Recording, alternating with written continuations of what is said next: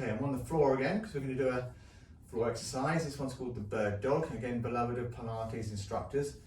Really great exercise for working the core, stabilizing everything through the core. So this is it. So down on hands and knees,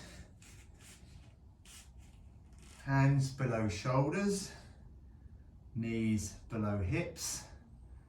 Now, if like me, your wrist mobility is not very good, it can be quite difficult to get your hands directly underneath your shoulders, like this. So it's okay just to go forward a little bit, but you do not want too much strain on any joints at all. So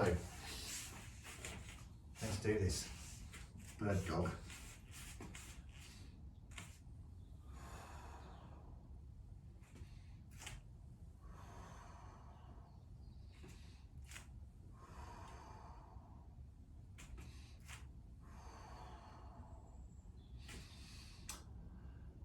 So with that movement, what we're looking for is for the hips to stay parallel to the floor during the movement.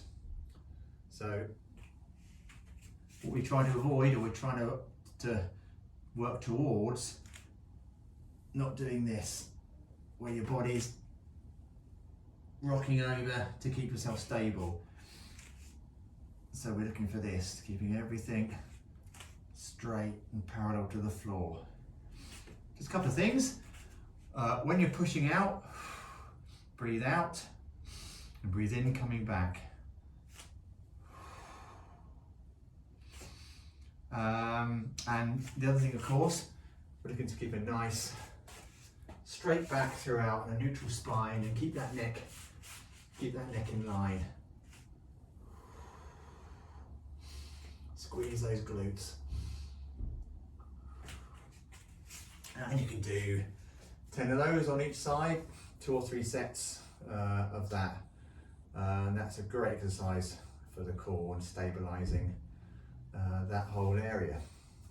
That's the bird dog.